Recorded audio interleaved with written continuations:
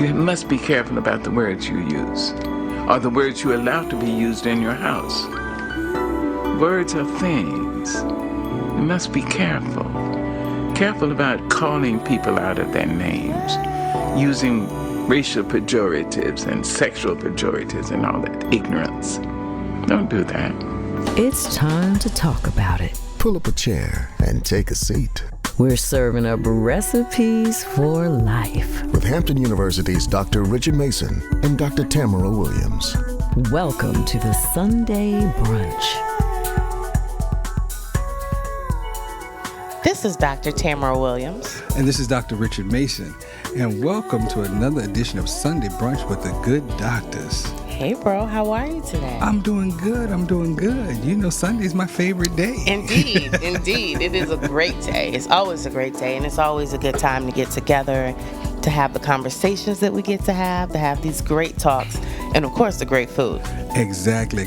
You know, the food part. I like talking to you, but I like the food better. I will tell you this. You know. He likes the food better than me. I'm a new co-host. You know what they say? Hey, listen, a fat kid loves cake. So that's oh my word. On a Sunday.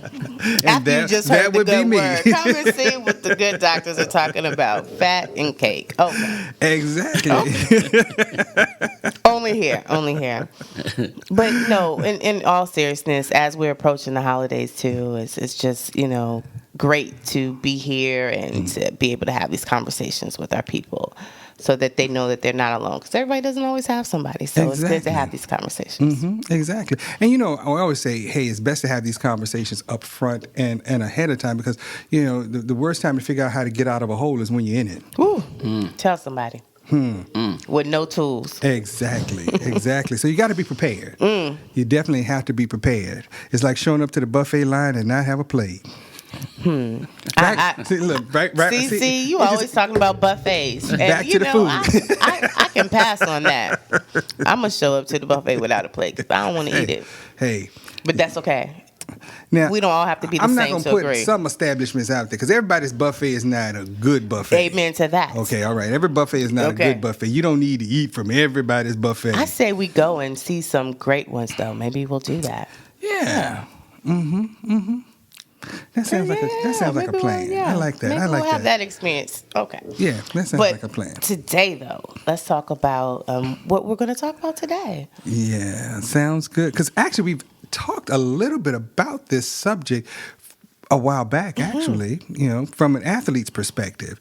So now today we get to talk about just what it means to be a coach. I still want to talk about the athletic perspective, too, though, if can. that's okay with you. We have a little bit of time with the guests. Right, because we have a coach who was an athlete. You know. So that makes it may add something to his experience. So I don't want to leave out how he became, because I want to know the moment when he decided he wasn't going to do it anymore. Because remember, we had that conversation before, and I want to compare it, maybe potentially to see, you know, when do you know that that's that time for you?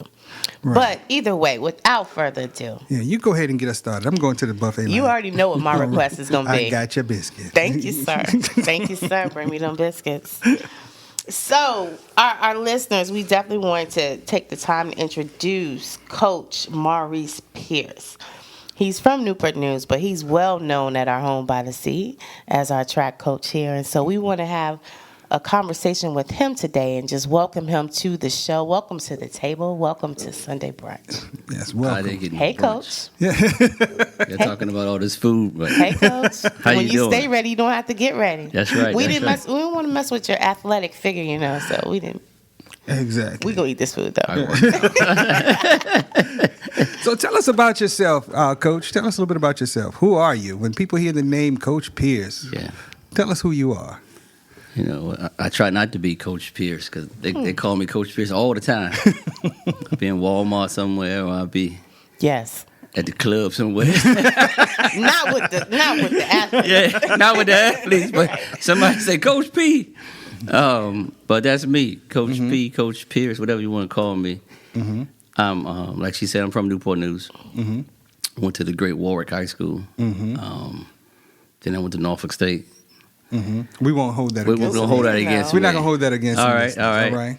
You did come to your home by the sea, so. Yeah, I made a U-turn. All right.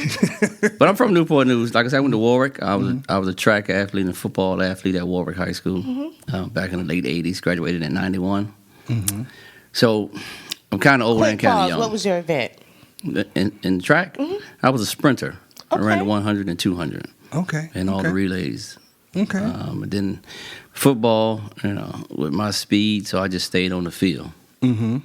But football was my first love, but I became extremely, extremely good in track. Okay. I guess I was a natural runner, but then I got extremely dedicated to track. And so I just fell in love with track also. Okay. And that put me on a trajectory or a avenue to be offered some scholarship opportunities. Oh, so you were good at track. I think I was. Okay. Yeah. He said he think he was. think- he was. I think I was pretty good. We'll see. Somebody might have told you. Yeah. Oh, okay. I had a few people tell me I was Just a good. few. Okay. Look. But see, you look at all the records and things like that. They said let the record show. That's what I mean, if there are receipts, let the receipts be read. You know? Yeah. But I had some scholarship opportunities in track. But again, I always, like anybody else, I love football. But at some point, I had to give up on the football dream to take advantage of the track scholarship opportunities that were in front of me. So were you better at track than football, even though football was your love, or there was just less opportunities Well, available with football? I don't know if either, but I do know this. I dedicated more time to track than football because track you have to train more. Football, if you're a natural runner or you're a natural athlete, it shows up on the field, and you don't have to do as much. You got to do more weightlifting and things like that. But with track, if you don't really train for track, it will show on the weekend. Football, you can kind of get away with it sometimes. As long as you're in shape, and then you play so many games and you practice so much, you can kind of like wing yourself back into shape. And like I said, the average track guy is faster than the average football guy. So you can, like I said, you can get away with it. But I found out that you really have to train for track. And so that's where it was. So I don't know if I was better either or. I think I was good. But like I put a total dedication into track. So Because it required it. Because it required it. right, and so I would think even from a mental perspective, because with football it's a team sport. Yes, With track, it's you against yourself. all day. Okay. And so that's why people don't understand. And I understood at an early age that like first of all, I don't like to lose.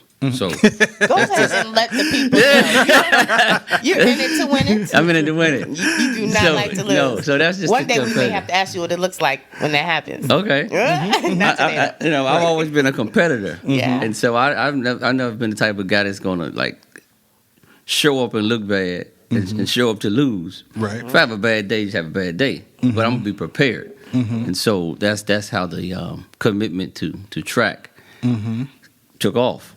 Okay. And so, like I said, I identified early in life that when you have opportunities in front of you, you got to take advantage of them. They don't come all the time. They don't. Right. They don't go away. They go to somebody else. They go to somebody else. Yes, you got to be ready. And then my mama said, I don't know what you're going to do, but you got to get out of Newport News. So, Hey, all right. Okay. so that led said me you to gonna Norfolk State. I'm gonna run out. So that led me to Norfolk State. Okay. Became a Spartan. Yeah, I became a Spartan. Norfolk State gave me a track scholarship. I went over there. And 2 out of the 4 years that I was an athlete, I ran track for 2.5 years there. Okay. 1 year I couldn't run, then 1 year I had to sit out.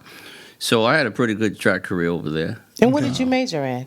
I was a business major. Okay. Yeah, and then I had a minor in hospitality management. Okay. So I was all into this business and the restaurant field and all this stuff back then because that stuff was booming back then. Restaurants and casinos and Right. resorts. And, the hospitality industry was booming back then. Right. And everybody was pushing that.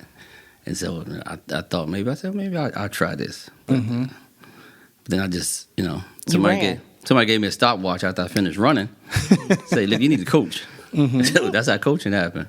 Okay. Really? Who gave you that stopwatch? A lady named Laverne Sweat. Coach Sweat used to be a track coach a long time ago at Hampton University. Yes, she did. But fortunately, when I got to Norfolk State, she was at Norfolk State. And it just was like God sent. I couldn't run anymore. Not because I was like injured or anything like that. One, I was graduating. Two, I was Okay. trying to find something to do. But I didn't continue to try to pursue track because at some point in time, your athletic career has to stop somewhere. Only a small percentage of people can continue at a professional level. And so I said, well, you know what? I had a good high school career, had a good track career in college. Could it have been better? Sure.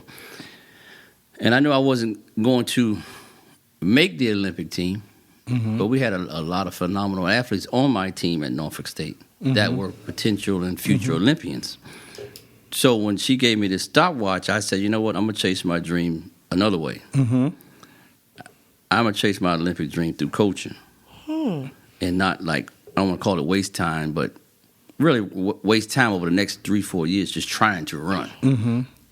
And it just wasn't going to happen. So I was smart enough and blessed at the same time. You reframed your dream. Right. Yes. That was a strategic pivot. Yeah. Yeah. And oftentimes we allow ego Yeah. to get in to a place that won't allow us to make those strategic pivots. Yeah. And we develop that sense of feeling defeated, but it sounds like, hey, you just grabbed that stopwatch and never look back. Yeah. I like the part too that you had a great mentor because your mentors love you too much to leave you where you are, and so she was like, you know what? Yeah. You know, you're great. Yeah. I see it in you, but I know you can also help other people be great. I really think that's what my calling was. Were you like that? Were you like coaching your teammates as well while you were already running? I was. I used to drive people crazy sometimes.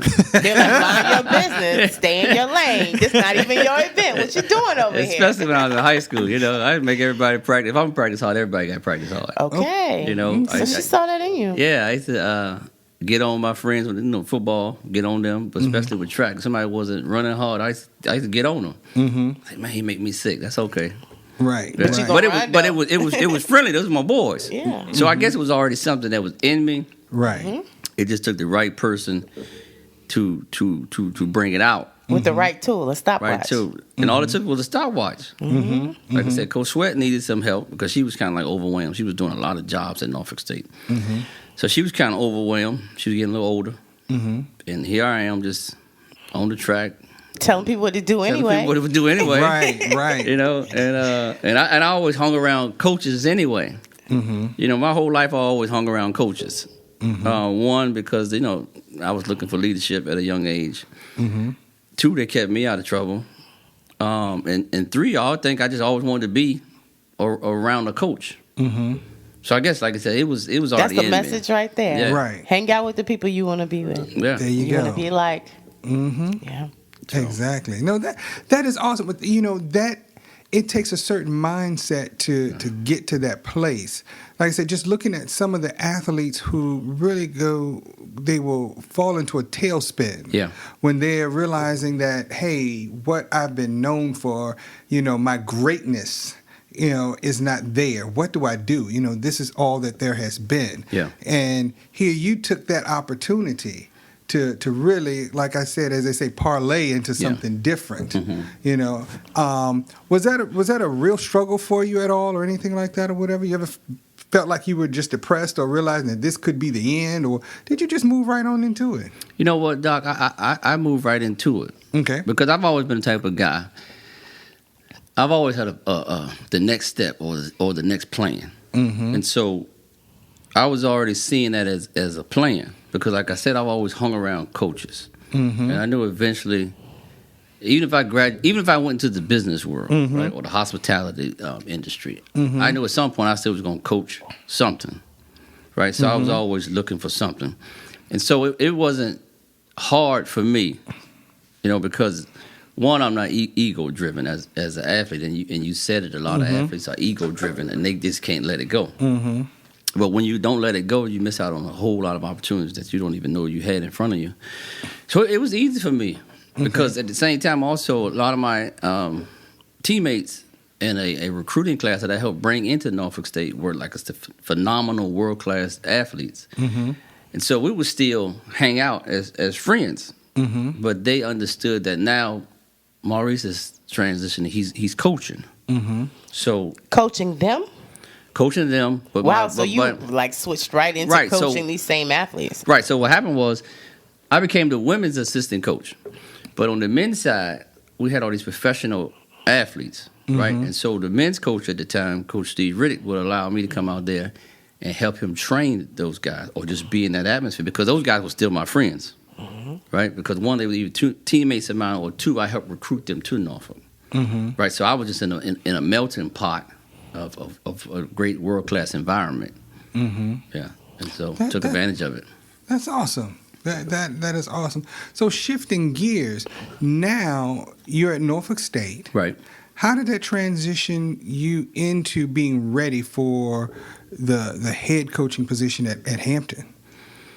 Well, one, I've always, even though I've been around a lot of coaches my whole life, I was around a lot of phenomenal coaches. You're talking about like coaches that had great leadership. Okay. Right. And so I just like mimicked their leadership from the people that coached me in high school or a club coach or the people at Norfolk State. And at that time, Norfolk State had a lot of older coaches, but they were older, successful coaches. Like the guy that the stadium is named after, Dick Price. Coach Price was the athletic director when I got there. And the former AD recently, Marty Miller, he was the baseball coach. And so I would just, suck up everything I could suck up off all these guys. And so I learned a whole lot of what to do and what not to do. I learned a whole lot of old school stuff, a lot of new school stuff. But one thing I did learn is that leadership is leadership. Whether it's old school leadership, new school leadership is leadership. And so Coach Sweat eventually kind of like, I don't want to say gave me free range, but she gave me the opportunity to handle a whole lot of the training. And so at a young age, I had to become a quick leader and not everybody's friend. See, that's what I was waiting You know what on I mean? right there. What is that transition like? No, and I think I was yeah. I was so focused on this, and I was so excited with this stopwatch that I was. I can imagine. He's like, do it again. We're going to run this again because you can get it right. Yeah, let's go. Okay, focus, fellas. Yeah, that was a great warm up. Now let's go. Right. So, I told you not to have that last one last night. I told you. this is Saturday. I You don't gonna care what pay you did for it. last Yeah, night. you gonna pay for it. And so, I was all in. I'm telling you, I was all in. You couldn't pull me away. You couldn't get me off the track. I was all in. And the reason why, because one, I wanted to be successful. Two, I was always successful at whatever I tried to do. But like I said, and I didn't want to fail Coach Sweat. Coach Sweat gave me an opportunity. Her husband was the women's basketball coach. He took me under his wing. He was successful. So I didn't want to let them down. So you found yourself dead smack in the middle of a powerhouse Success. dynasty. Okay. Yeah. Yeah. You couldn't help but win. I couldn't help but win. You were And like surrounded I by said, winners. timing was everything, and I was just always surrounded by winners. Even in high school, I was surrounded by a whole lot of phenomenal athletes and phenomenal coaches. I had a teammate that played in the NFL, so I've always been around phenomenal athletes and great coaches. And then at this North State, it just took it up another level, and I did that for 2.5 years. Okay. I have a question for you. Yes. A lot of people think they can coach, but what do you think are some of the great, since you've been surrounded by the greats, what do you think are some of those common qualities that are found in great coaches? One, leadership. And I say that all the time. A great coach, whatever the sport it is, they can step out of the sport and probably lead something else. They could lead a business. If they was in the military, they could move a ship. Because because at that level, as the head guy, it's all about leadership. So that's the number one quality. Leadership, then commitment, and then I would say professional development. And people take professional development. They're not all in with professional development because you have to keep on learning this craft. Or whatever the sport you're in, because the sport will move past you so fast, and you won't even realize it moved past you. The training techniques and Training all the techniques, different, and also how to deal with kids. Training techniques, the logistics behind it, and just understanding people. And if you can't understand people, then it has no business being in the sport. because it's just it's not going to work. It's like being a teacher that don't want to stand in front of the classroom. Yeah, That's just not going to work. Not right, going to work. right. You have to do the work, and that's the bottom line. I used to often think sometimes when I was in algebra class, years ago in high school, Just a few years. When am I, just a few years. When am I going to use this again? I'm never going to use this ever, never again. I'm not planning to be an engineer. But here recently, I was just reminded. My Algebra 2 teacher used to always get upset because I would get to the answer without taking all of the necessary steps. Right. I would skip a couple of steps. And one of the things Miss Bryce would always say was, you have to do the work. You have to do the steps. You have to show the work, and show yourself approved. And I get it now. Back then, because see, I was that kid. One time, I got all the answers right. I got 100. Everybody else seemed to have failed. She said, did you cheat? And I thought, then you asked me, did I off cheat? of who? That was my question. Everybody else failed but me. Right. They should have cheated on me. Exactly. And I'm sitting right here by you. You know what I'm saying? So you saw, Yeah. I was just able to skip past some of the steps. Yes. But one of the things that taught me and what she said was the fact that you cannot skip steps. No.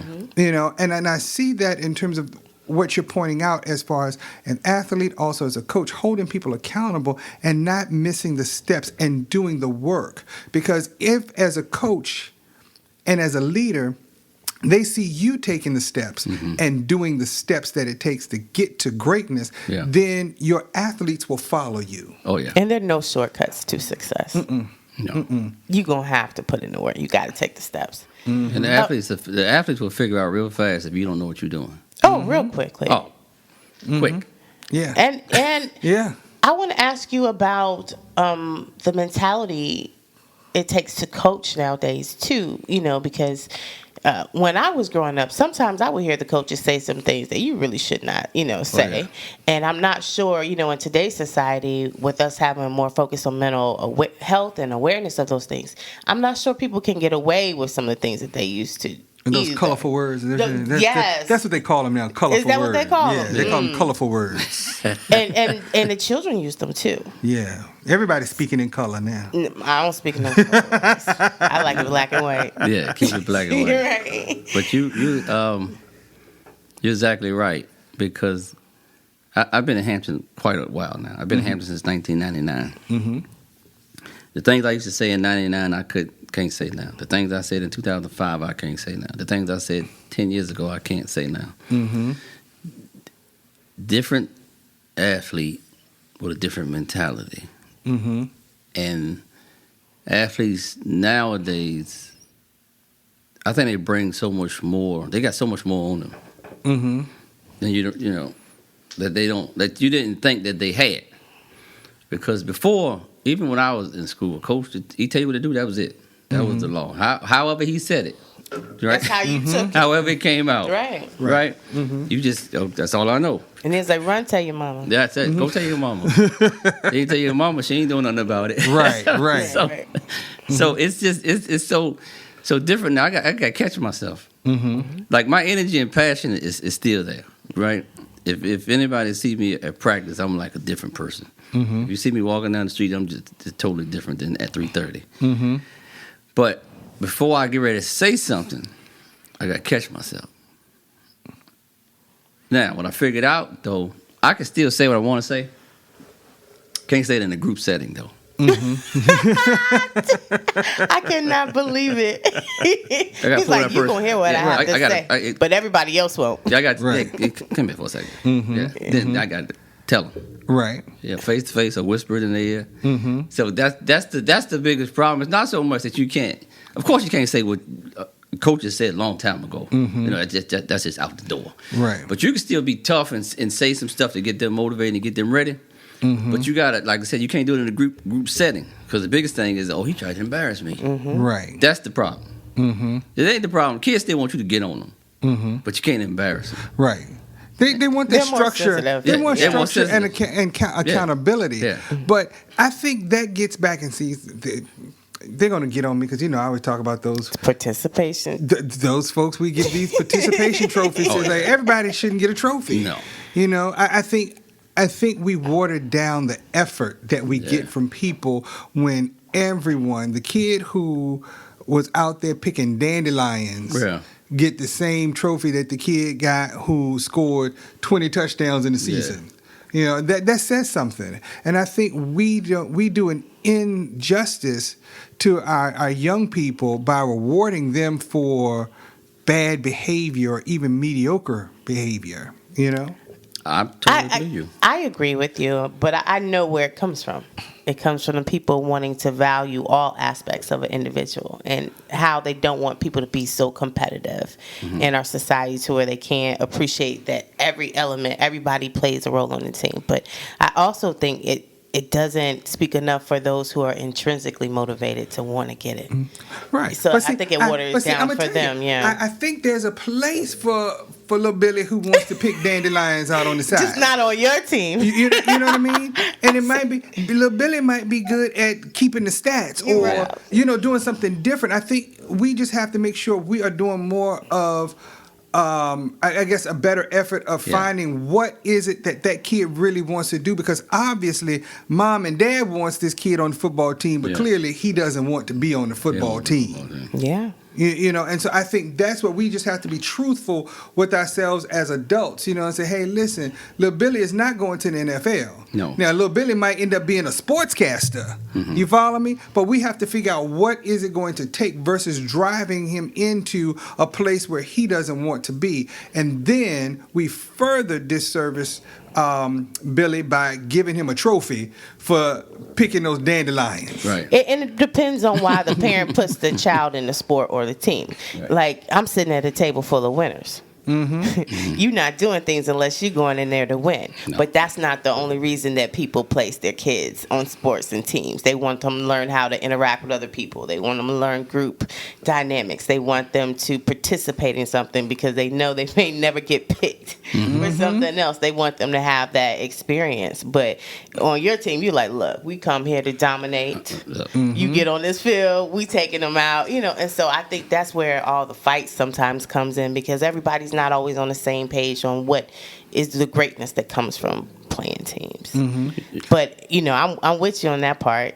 I see the other side, but I'm also very competitive. Like I said, we're at a table full of competitive people. Like when we go in, we go in. We go hard. And This no playing. explanations, Listen. you know what I'm saying? So, but I'm mindful that everybody doesn't have a type A personality. Yeah. Well, my objective is always, of course, like you said, kids have changed. So also that's why recruiting becomes so much more important, and you got to go really dig in and really get to know that kid, whether or not that kid can survive in your environment, right? Because That's crucial. yeah, Let me tell you something. I don't know about all the other sports, but one thing I do know, that running track at Hampton University is extremely hard. Can you say that one more time?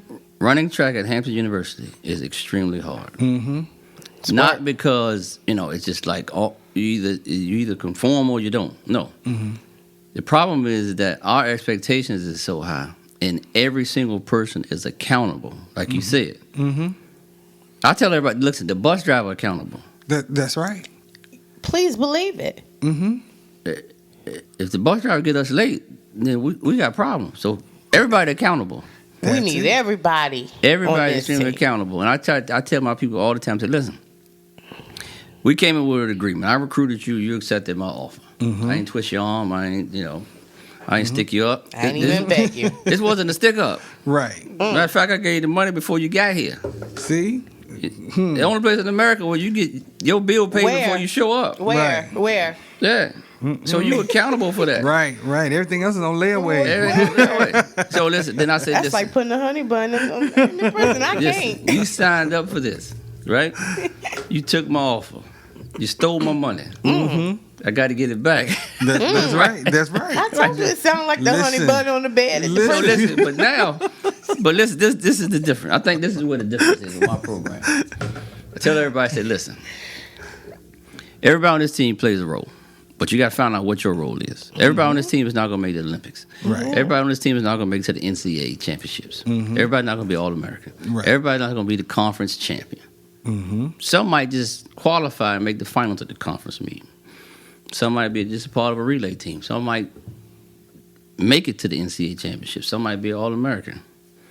So we got to figure out where you're accountable for. Like, I don't put the same expectations on my best sprinter, which I would do with the developmental long jumper. This is the talent level that you can compete at. Let's go all in and be the best at what you can do and the level that you can compete at. The other ones, this is where you can go. Let's go there. Now, if I recruit you and I know you can get to the NCAA championship, and you say, Coach, that's what I want to do, I'm going to train you for that. Like, I can't train you to run slow. Right. Right. And we're going to do the things necessary, and I'm going to hold you accountable because this is what you said you want to do. Right. At the same time, that person that can only make the conference championship, that's great because you playing your role. You do what you're supposed to do. That's why you came here. Coach, I can get you a couple points. All right, we're good. And I think that's the piece for me, even when you talk about giving all of these kids trophies, okay? You want them to perform at their best. At their okay? best. And helping them to identify what that best looks like, because the kid who could score 20 touchdowns may fall back to only 10 touchdowns because they're going to get a trophy anyway, because I noticed that you gave you gave Billy a trophy for picking dandelions. Right. You know what I mean? So you're not holding that MVP at their level of potential. And so I think that's the mindset where I'm going, because I don't want people to think I'm picking on little Billy because Billy want to pick dandelions. Right. You know? I just think there's a place for there's a place for Billy. You know what I mean? And I think we can help Billy excel by putting Billy in his category of accountability. Yeah. Because with that mindset, everybody wins. Because see, Because Billy may not be great on the field, but what Billy may be great is in the locker room. Billy may be the one who is the person that keeps everybody together he mentally. might be the hype man. Right. You know, and Exactly. he may be the one who is there for everybody to help with the homework. He may be the one that's keeping the team's average up. And they're like, look, I trust Billy because he's going to make sure that this works. Yeah. Whatever his role is, we can all win. Because I tell folks, I don't lose. I win or I learn. Well, the problem that's is it. when you put too much expectations on people, that's when it's not a successful environment, or that individual don't become successful. I put expectations according to your talent level, Right. and I know that for a fact because I recruited you. I might have just recruited you to be a conference person. I recruited you to go to the. Do you tell them that when you recruit them? Like, this is what you came here for? This is what you came here for. This is what I signed you up for. What if they want to be more? Do you tell them? No. Well, you know, after about a year or two, then I'll see if you want to challenge yourself. Yeah, Okay. if you want to challenge yourself, and we can get to another level. So now this is what it's going to take. Okay. Right. You know, it's going to take a whole different mindset and physical commitment. You're going to have to come in more often and train if this is what you want. You know, then it becomes more mental. You know, because the higher the level, the more mental awareness, mental toughness it have to be. If not, you're not going to reach that level. So what I'm hearing is we speak truth. Yep. And we also constantly assess. Yes. That's a part of good coaching right there. Yeah. You know, we all my coaching staff do a good job. We always assessing, and we have what you call roster management meetings to see what we need or who can slide over here or who was not a good fit or things like that. So we always assessing. And like I said, our program is tough because it requires accountability, and I live by one rule. ROI. That's it. The return on the investment. That's it. That's right. That's right. That's right. As a matter of fact, we go to track meet. We have our meetings. I don't tell them we're going to track meet. I said, this is business trip number 1 at this location. This is business trip number 3. See, that's that business degree. That's that where he business. learned, That's right? that business He degree. language. Yeah. He speaks what he that's understands. That business degree Exactly. coming into play. Business Right. Yeah. You want to make sure you don't have a diminished margin of return. No. You're right. I got you. This is a straight business trip. You're right. You know? So it's been working. I want to talk to you about in the business, because you're saying that the athletes are changing, the types of athletes are changing. We know at Hampton University we call them student athletes, Yes. and so, but we're also understanding it's more to than just being a student and the athlete. It's that human being, personal aspect, the mental health part of it. So I want to ask you, have you noticed some changes in maybe how athletes are coping, or you having to be more aware of their mental health? Good question. One, what I try to do to allow a person to become a better student and a better athlete, I allow them to have their own outlets. Like I don't have a problem with people pledging a Greek organization. Now, when you have, that'll make a sign on your Right. chest. So I'm not one of them coaches. Right. I don't want them coaches to say you can't. Right. I don't have a problem with you joining a club on campus. Okay. I want you to have an outlet. Because I think you need an outlet, and I don't want you all balled up in a knot and just gonna crack yourself up. So I encourage people to be a part of different things. You know, you just gotta, if you're gonna do it, you just gotta juggle the schedule, and you realize you got to give up something. And most of the time, it's that little bit of social life you think you got. You just got to give that up. So, because they'll never say that Maurice Pierce told me that I can't. He said I can't join a fraternity, or I can't join a social club, or the SGA and stuff like that. Nah, I want you to, because it helps me. Right. Right? Because then you don't come to practice with all the weight of the world on you, and You feel more well balanced. I feel more well balanced. And so, because of that, I know what buttons to push with certain kids. I know when they're overwhelmed or what they got going on. But most kids that have an outlet, they're a better person, and they have a better balance. But to answer your question, you can tell more nowadays when a kid has some mental issues going on. Like I tell everybody, I said, listen, people lie, but your body language tell the truth, right? And so I could tell by how they warm up, how they train, how when we travel, are they like by themselves when they used to be with a group of people. Now they get to this point, you know, I just want to warm up by myself. Straight headphones versus. Yeah, I just want to warm up by myself, Coach. You know, they used to go to dinner or lunch in groups. Coach, I'm just gonna stay in my room and order something. So you can start seeing that stuff, because I see them enough with the teammates, then they start disappearing from the teammates. And then also, I can tell because they used to not come through the gym. They wouldn't come through Holland Hall and walk past my office. Right. I don't know why. I thought they were scared or something. But I can tell now when somebody really want to talk.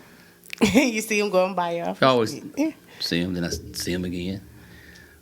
Or when I come to work sometimes, some of my assistant coaches get there earlier, and one or two of them are in the office talking to the assistant coaches. They ain't talking about track at 8:30 in the morning. Right. They ain't talking about the math class. They're talking about some stuff. And so my coaching staff are the sounding board. But again, I can tell by the movement, by the body language, by their flow, and how they operate, that they want to talk, they got something on their mind, or something is going on. And so sometimes when I can identify problems, I'll scale back. Like, if we go to a track meet, I might make this person do one event this weekend. You know, versus what their normal workload Without is. having a conversation as a protective factor. Okay, Yeah, because I can just tell. you're not on your A game right now, Yeah, so let's I not can tell mess up something's your going stats. on, right? Yeah. Then eventually they'll tell me. You know, I don't gotta draw it out of them, but I give them a door that's open. That even though they know I'm tough and hard, but they know they can come talk. You know, and usually they do. And usually, you know what, we get most of our conversations done in on the road trips. Because like I said, I could tell when a person is wandering off or got something going on. And then an athlete would tell me too. They'd be like, well, you know, such and such got this going on. And then, I got to pull it out of them some kind of way. Or I'd be like, hey, man, what you doing? You by yourself? Come on, go to lunch with me. Mm-hmm. They'd be like, oh, Coach P going to lunch with somebody. He's about to mess up my events. Yeah. You know what I mean? Or I just me out of something else. or I just do something off the wall. Like I'll make a certain group come to breakfast at a certain time. I make it mandatory for a certain amount of people to come. Mm-hmm. That I could just tell that I can get a pulse on what's going on with them, and we'll just sit there and talk. We'd like read the newspaper, watch the news, or something, anything besides track. It's nice to hear that you're involved in their well-being like that, and that you understand them like that. Because some people don't get that. Right, but that also says, as a coach, you're concerned about them. Yes, and when you're talking about coaching an Olympian. Yes. You're able to see that piece of it. You know, because it's not just about the fundamentals. As a coach, I can grab a stopwatch and tell somebody, keep running, do it again. Okay, start over, keep doing it again. But that's not what it takes. If I decided I'm going to be an athlete and run, now, by no way am I saying I'm going to be an Olympian and run. Because if you see me running, I'm running from something, I'm running to some food. All right? So I know it takes more than that. You So just won't even see me running. Exactly. But it takes being able to get to know your athletes. Yes. Understand their strengths and weaknesses and all or whatever. But tell us about coaching an Olympian, because maybe some folks know it, some folks don't know it. You are an Olympic coach. Well, you know what? I've been blessed again. I've had somebody on the Olympic team. Mm-hmm. On every Olympic team since the 2000 Olympics. Mm-hmm. Wow. So that's pretty impressive. Did y'all hear that? That's pretty impressive. Since the 2000 Olympics, he's had someone on the coaching on the Olympic team. Yeah. So you surround yourself with Olympians. Yeah, and you know what? At first, and maybe three out of the 4 Olympians that I have are Hamptonians. Mm-hmm. So they're, from a mental standpoint, I don't want to use the word difficult, but they're the most challenging athletes to coach. Olympic level, NFL level, NBA level, that level. They're the most challenging. And especially with track and field, because it's you in that lane you're in, and you got to perform at the highest level. No question. And there's no, well, I need another day, or I need a few more minutes to warm up, or what else. And if the ultimate goal is 1, to make the Olympic team, 2, to get to the finals, and 3, to get a medal. The gold medal. Yes. And I've had some people, I've had an athlete, because he kind of like didn't do all the necessary stuff in the race to get the gold medal, he mentally was so pissed off that he didn't even realize the object of it is to get a medal. So if I don't get the gold, I'm going to get a medal. And so he, like, I don't want to use the word blew the opportunity. He thought they were like participation trophies to him if he couldn't be perfect, if he couldn't have number one. This guy was so zoned in that if he couldn't get the gold medal, he didn't want any one of the medals. And therefore, it is true, it's documented, it's well written, that mental health in athletes and the mental capability and setbacks of athletes at the highest level is true. I've witnessed it. I've witnessed athletes when I was coaching Francina McCoy. Francina would get so nervous that sometimes, I always say we, because I coached her and she ran. So sometimes we would like mess the race up because she gets so overwhelmed or she gets so nervous, and people are like, how this girl nervous? This girl this good. But you really had to like take her somewhere else and sit her down and let her zone in by herself until she got to the level where she could do it on her own. Like, and you couldn't like talk about, like, once we arrive at a major meet, so like we're going to a major meet in Stockholm somewhere. Right, when you go to a major meet in Europe and they put you on a plane 2 days in advance, you get there, you get 1 day to shake out, next day you get ready to race. Right, they're paying big money for you to come. When the gun go off, they want performances. Right, so you don't have time. Right, yeah, you don't have time for, if I got another day or if I'm prepared or anything like that. And so when I coached Francina, we really have to have an outlet. Like, I would have to like take her to a different place to warm up, or at a different time to warm up, so she wouldn't be around all the athletes. You know, she would be like the last person to get in the starting blocks. So, she was a nervous wreck. Okay. And 90% of the time, once the gun went off, I mean, she ran. 10% of the time, things didn't go our way. Because she was literally, she was a nervous wreck. And I've had some athletes that were just, you know, ego-driven and cocky. When the lights came on, they was ready. So I had to find the niche in them. Right. You know, we had to take Francina to see, she was seeing sports psychologists. You know, sports psychologists and people on the USA track and field staff. The medical team had to talk to her a whole lot. You know, they would fly. Anxiety is real. They would fly people in. They would fly her to different places. Yes. To meet with these people, just to get inside and see what was going on. So that's the most challenging level to coach. They're gifted athletes. They're not showing up at the Olympic Games if they're not in shape and ready. Right. Because one, they wouldn't have made the U.S. team, and the U.S. team the hardest team to make.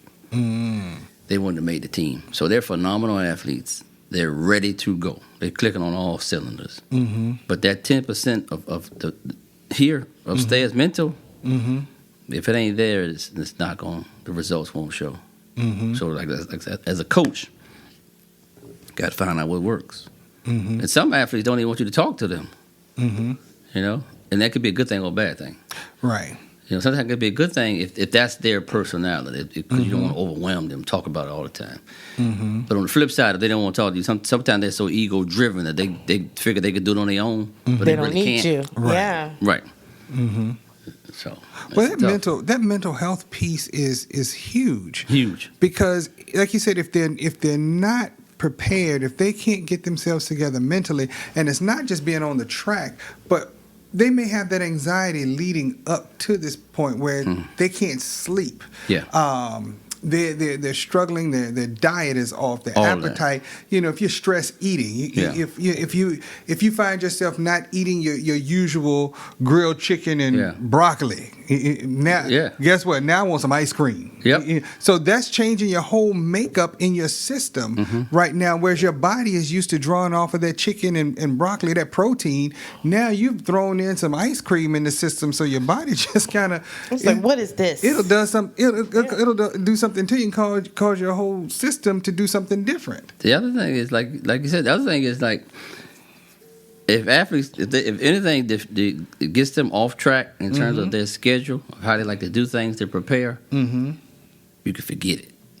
Because athletes nowadays, and I don't know why, but athletes nowadays, it's one thing that can trigger them to go left, and they can't turn it back on to get back where they're supposed to be. And I don't know, it's because they operate on a schedule when they were younger their whole life, but somebody always dictated the schedule. Like, wake up, I gotta wake you up now. Right. This what time you gotta come sit down and eat. This what time we're leaving the house. You know. You have class from this time to this time. Right. So somebody always, they was on the schedule, but somebody always told them the schedule. So now they can't function if the schedule gets off. It takes them a long time to stay on the schedule themselves. But if the schedule gets off, they just you can throw it out the window. Panic attack. And social media probably is the greatest platform in the world we have right now. But from an athletic standpoint, it's probably the worst thing for athletes. Do tell. They can't get off their devices. It takes their focus. Takes their focus. You know, they don't sleep good at night. Every time you turn around, their whole world. That's why when we travel, we go to track meets, we don't have any cell phones. I didn't know that. Yeah. Wow. Yeah. That's a great tip. The only way you can use your phone is, well, you got to use mine because we take everybody's phone, is if you win the race or you break the record or something. Yeah. So you use it as motivation then. You can have your phone if you break this record, you win the race. Yeah, but the key to it is we take the phone before they get off the bus. Yeah. So most of the time the bus driver going back to the hotel. So They're really in panic mode. So, wait a minute. They're getting ready to go into this big race. Yeah. You add to the anxiety of cutting them off. Yeah. That's interesting. I tell you, it's a business trip. Because the way that these young folks are digital natives. I mean, they were born with cell phone. I mean, they come out the womb sending text messages to the world. In their face I'm because here. somebody is videotaping as they come out. Right, exactly. And see, the problem with track is that track is not like the other sports where you go there, you dress out, you put your stuff in a locker, you go play, you come back. You might be sitting in the track meet all day long before day. you run. I used to manage. You could be there 2 days. Right. So they just, I said, no, you got to focus and you got to root for your teammates. Right? And you got to learn their events. So you want them to be present. So I want them to be present yeah. and learn everybody else's event, learn the environment, learn that what we're here for. Because if I got half of my team just sitting in the stands on their phone, we're not getting nothing accomplished. Right. So I take it. When I get off the bus, I got 2 boxes, a women's box and men's box. They drop it in the box. You separate them that way? Yeah. We drop it in the box. And I tell them, listen, on the meeting on Wednesday, say, look, this is the deal. You know the deal. We'll have phones at the track meet. Now, it's up to you. You can make a choice. You running or not? When you get on that bus on Friday when we leave, you already know the rule. You know the deal. Right? Don't put yourself in a compromised situation. If you can't handle not having a phone, you just don't go. Right? Because it ain't gonna change. You can use my phone or assistant coach's phone. This not gonna change. Right. And I tell them straight up, and I'm not trying to be difficult. I said the average phone bill, about $125 that you ain't really paying, your parents paying. It costs $44,000 to go to Hampton. I don't think you want to gamble with that price. Well, you just done quantified that real quick. I don't think you want to take that gamble. You better off playing the lottery. Right. Well, it's okay because it's an expectation. Yeah. And typically we do well as long as we know up front what people expect from us. Tell them up front. So they don't stick out behind and everybody, It's so in the rule book. Yeah.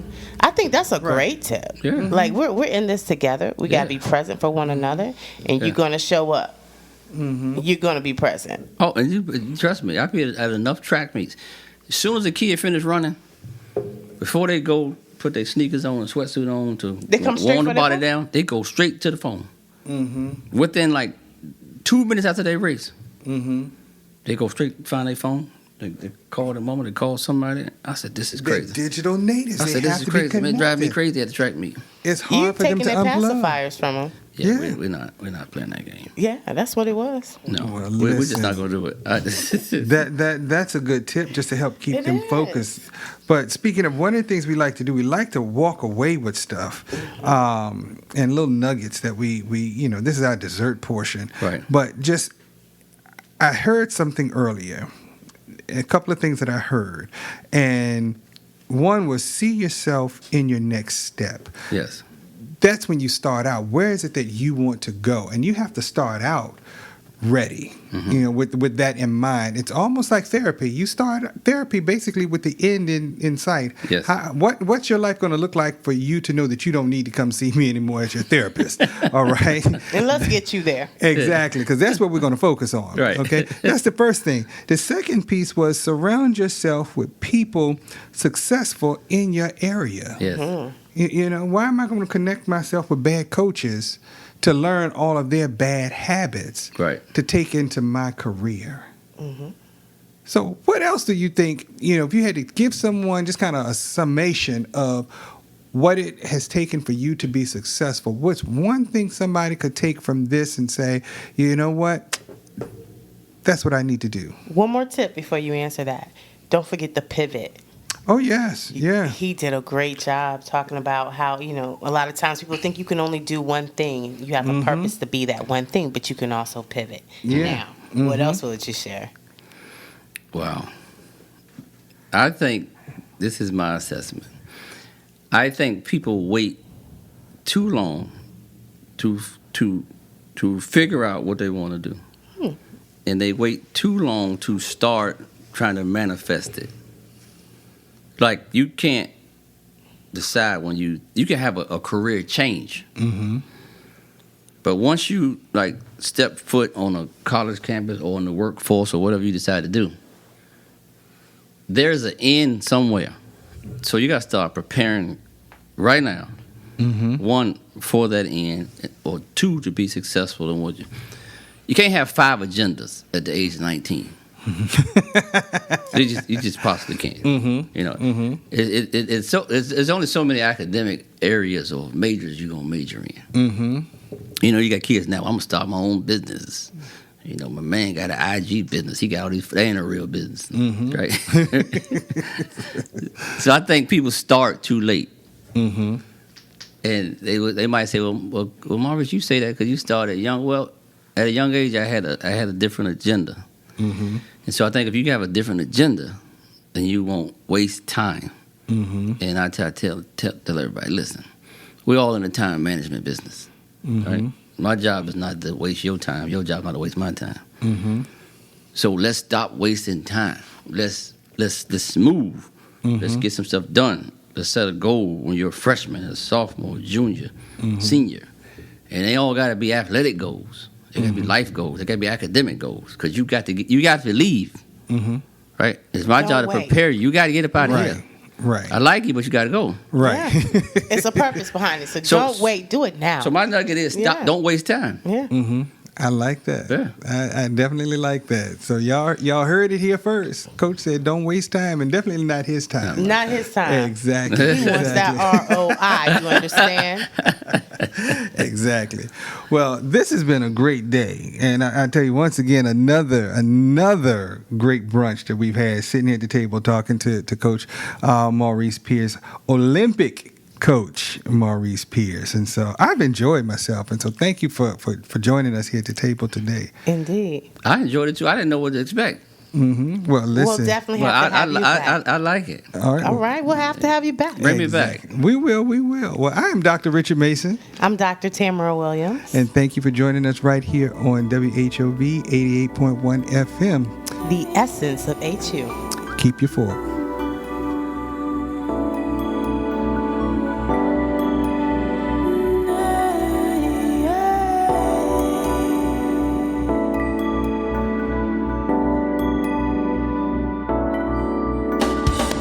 Someday we'll be able to measure the power of words. I think they are things. I think they get on the walls. They get in your wallpaper. They get in your rugs, in your upholstery, in your clothes, and finally into you.